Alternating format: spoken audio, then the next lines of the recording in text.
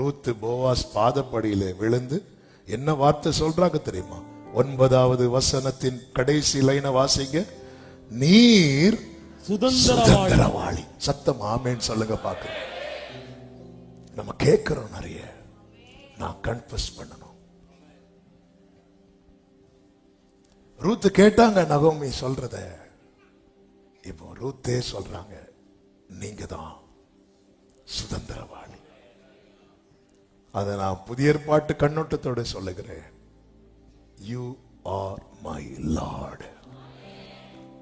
நீர் என் ஆண்டவர். பேதுரு படகுல இயேசு ஏறி அமர்ந்த போது பேதுரு அவரை பார்த்து முதல்ல என்ன சொன்னார் தெரியுமா? ஆண்டவரை பார்த்து பேதுரு முதல்ல எப்படி சொல்லுவார் தெரியுமா? ஐயரே ஐயரே ஐயரே அப்படிம்பார். பேதுரு படகுல மீன்களால் நிரப்பும் போது இப்பொழுது பேதுரு அவரை என்னன்னு சொல்ல ஆரம்பிக்கிறார் தெரியுமா? ஆண்டவரே. ஐயரேன்னு சொல்லும் போது பாதத்துல விழல, ஆண்டவரேன்னு சொல்லும் போது பாதத்துல விழுகிறார். அதன் அர்த்தம் என்ன? இனி என்னை ஆளுகை செய்கிறவர் நீர்தான். ஆமென். போதகரே, நல்ல போதகரே, இந்த சர்டிபிகேட் எல்லாம் அவருக்கு தேவையில்லை. ஆமென்.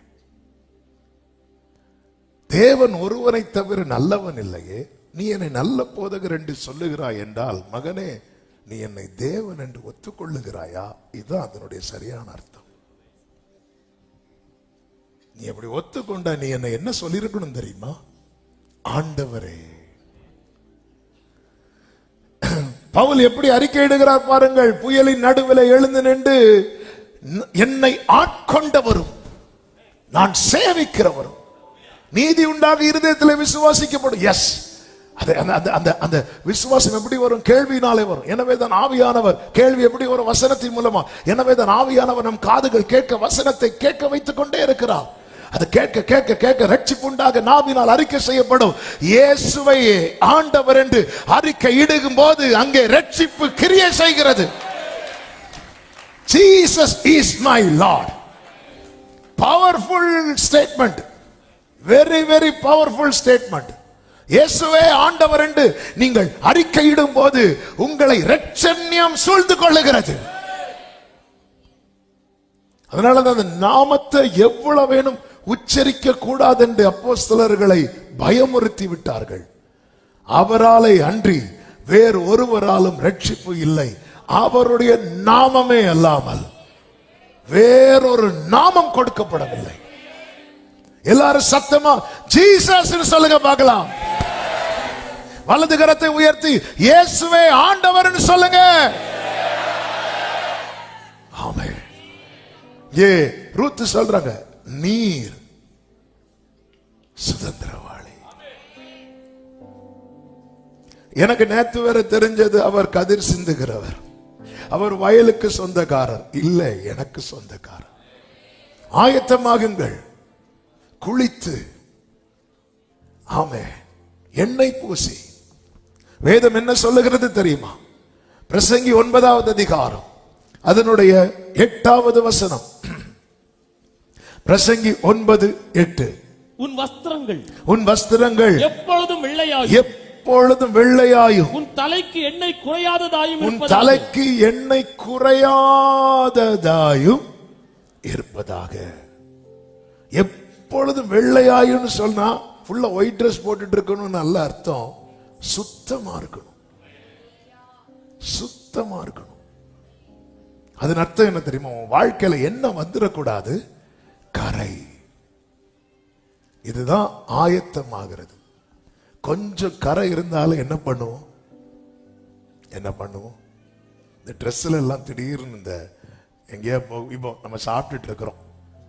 சாப்பிட்டுட்டு இருக்கும்போது திடீர்னு இந்த கொஞ்சம் அந்த குழம்போ ஏதோ ஒன்று பட்டுட்டு கை கழுவும் போது என்ன பண்ணுவோம்? நாங்களாம் கை கழுவ மாட்டோம். அப்படியா? இல்ல, கை கழுவும் போது என்ன பண்ணுவோம்? அதையும் அது போகாதுன்னு தெரியும், இருந்தாலும் நம்ம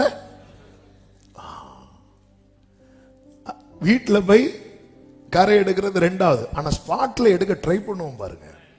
இப்படி இருக்கணும் நம்ம லைஃப். அது அடுத்த திருவிருந்துக்கு பார்ப்போம். அது கரை பிடிச்சு காஞ்சி இப்ப கம்பிய போட்டு இழக்கினாலும் போகாது. அது அடுத்த திருவிருந்து. இன்னைக்கு காலையில் அப்படியே கரை எடுக்கலாம் தான் வந்தேன். இன்னைக்கு சண்டே இல்ல, லீவு. இம்மீடியட்டா உடனே அதை எடுக்க ட்ரை பண்ணுவோம்ல. அதுவும் எங்களுக்கெல்லாம் உடனே படம். வீட்டு போகும்போதே சொல்றேன், இங்க பாரு இங்க பாரு இங்க பாரு இங்க பாரு இங்க பாரு, உடனே எடுத்துரு, அவ்வளவுதான். ஆமே. உன் வஸ்திரம் எப்பொழுது வெண்மையாயும் உன் தலைக்கு எண்ணெய்.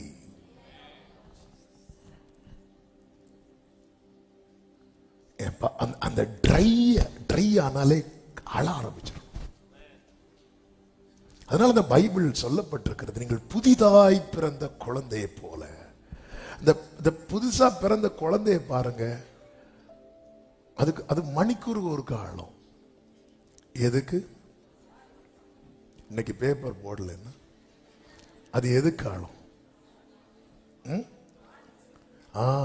அது அழுதுட்டு குடிக்கும், தூங்கும், பசிக்கும், கண்ணை திறக்கும், அழ ஆரம்பிக்கும். இப்படி இருக்கணும். அந்த அந்த எண்ணெய் குறையவே கூடாது. அப்பா நான் ரொம்ப ட்ரையா ஃபீல் பண்றேன்ப்பா, எனக்கு பிரேயர் ஓட மாட்டேங்குதப்பா.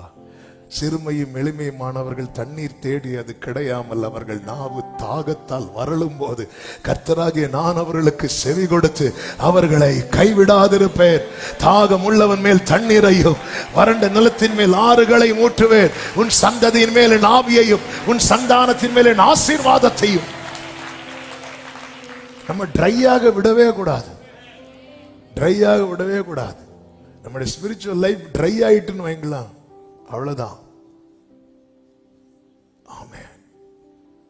ட்ரையாக விட ரொம்ப ட்ரை லேண்ட்ல நீங்க தண்ணியை ஊத்தி திரும்பி பார்க்கறதுக்குள்ள அந்த ஈரம் கூட இருக்காது. அதனாலதான் நீங்க பாத்தீங்களா, நம்ம ரொம்ப நாள் ஜோம் சண்டே வந்து அப்படி கொஞ்சம் ஈரம் அடிச்சது போல இருக்கும். இந்த படி இறங்குறதுக்குள்ளேயே காஞ்சிரும். ஏன்னா காய வைக்கிறதுக்கு 2 பேர் இருந்து ஹலோ அப்படிம்பாங்க, முடிஞ்சு எல்லாம் முடிஞ்சு, பார்ப்போம் டீ குடிச்சிட்டு வரும், முடிஞ்சு. ஆமே. அதுக்கப்புறம் பார்த்தா அங்க வச்சு கொஞ்சம் அப்படி இந்த ராக்கெட் மேல போன மாதிரி இருந்துச்சு. அந்த கடைசி பார்த்து மேக மீதில் தூத ரோடு இப்ப பறந்து போற மாதிரி இருந்தே. பேராசூட் ஏதோ பெலூன் ஏதோ ஓட்டம் விழுந்துட்டான்னு தெரியல. பொத்துன்னு வீட்டுல வந்து பார்த்தா ஒன்னும் ஓட மாட்டேங்குது. மேகமும் காணும், புள்ள புகையாதான் இருக்கு. அதனாலதான் இந்த எண்ணெய் வந்து குறையவே கூடாது. ஆமே. நீங்க அந்த எண்ணெய் குறைய விடவே கூடாது, ட்ரையாக விடவே. ஹல்லேலூயா. எங்க இந்த ஸ்கின் ட்ரை ஆகிறதுக்கெல்லாம் கிரீம் வச்சிருக்கிறாங்க. தலை ட்ரை ஆக கூடாது, எண்ணெய் இருக்கு, கிரீமும் வச்சிருக்கிறாங்க. அழிந்து போகிறதே ட்ரை ஆக கூடாதுன்னு பாக்குறோம். பிரியமானவனே, உன் ஆத்துமா வாழ்வது போல. எல்லாருக்கும் எண்ணெய் ஞாபகம் எப்போ வரும் தெரியுமா? பப்பரப்பான்னு ஒரு சவுண்டு கேட்கும். 10 கன்னிகைகள் போனாங்க, தீவட்டியோட போனாங்க.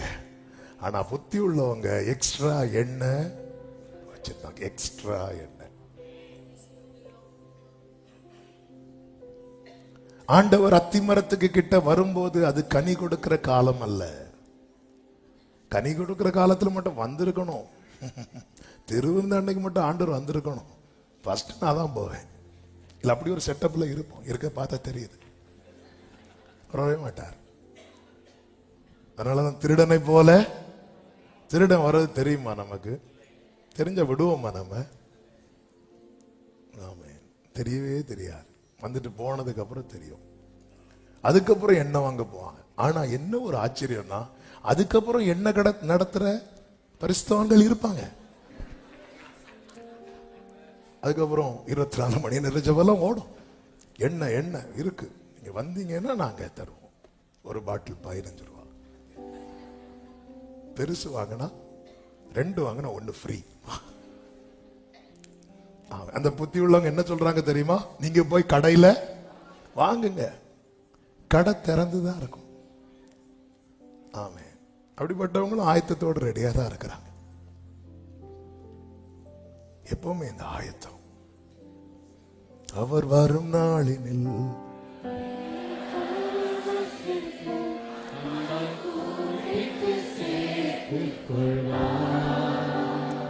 அவர் சமூகமதில்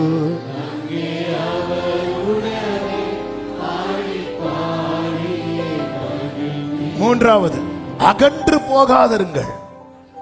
இந்த ரூத்தை பார்த்து போவாஸ் ஒரு வார்த்தையை சொல்லுவார் பாருங்கள். 10வது வசனம். அதற்கு அவன், மகளே, நீ கர்த்தரால் ஆசீர்வதிக்கப்படுவாயாக. நீ தரித்திரரும் ஐஸ்வர்யவான்களுமான வாலிபர்களின் பிறகே போகாததினால் உன் முந்தின நற்குணத்தை பார்க்கிலும் உன் பிந்தின நற்குணம் உத்தமமாய் இருக்கிறது. இந்த ரூத் வீட்டிலிருந்து போவாசினிடத்தில் வரும் வழியில அநேக பாதைகள் ஓபன்ல இருக்கு. தரித்திரர்கள் ஒரு பக்கம் இருக்கிறாங்க, ஐஸ்வர்யவான்கள் இன்னொரு பக்கம் இருக்கிறாங்க. இவன் நினைச்சிருந்த எந்த ட்ராக்ல வேணாலும் போயிருக்கலாம். இவன் மனசுல வேற எதுவுமே கிடையாது. ஆமே, எனக்கு ஒரே ஒரு சுதந்திரவாளி தான் உண்டு.